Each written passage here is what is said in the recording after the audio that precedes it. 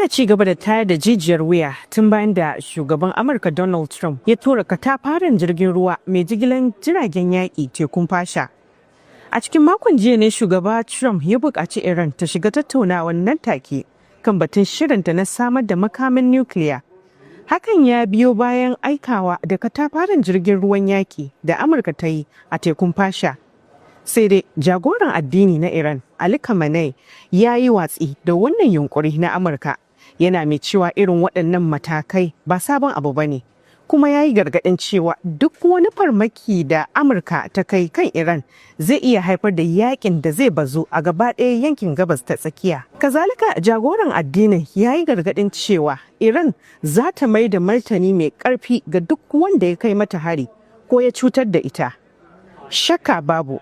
Za a iya cewa Amurka da Iran kowace ta ja daga, kuma masana harkokin siyasar duniya suna ganin komai zai iya faruwa, wato za a iya samun barkewar yaƙi tsakanin ƙasashen biyu waɗanda ba sa ga maciji da juna. Ko da yake a ɗaya ɓangaren ba a fasa yunkurin tattaunawar diflomasiya a ƙoƙarin gano bakin zaren warware wannan matsala ba.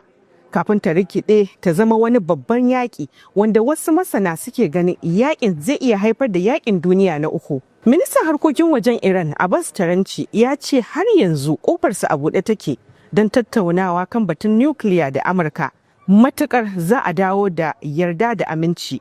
Ko da yake shi ma ya yi gargaɗin cewa amfani da ƙarfin soji a kan Iran zai iya jefa yankin gaba ɗaya cikin yaƙi. Wata tattaunawa da ya yi da kafar yada labarai ta CNN a ranar Lahadi, Abbas Taranci ya ce batun yaƙi baya gabansa, ko da yake ya ce ya damu da batun labaran ƙarya da ake yadawa don tunzura Amurka ta fada yaƙi da Iran.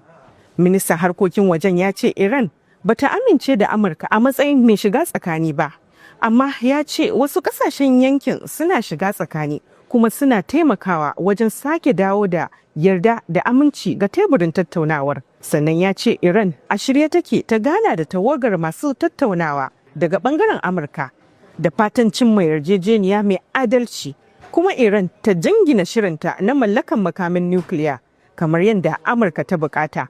Ko da yake ya ce Iran tabbas tana fatan hakan zai sa a janye mata takunkuman da aka kakaba mata.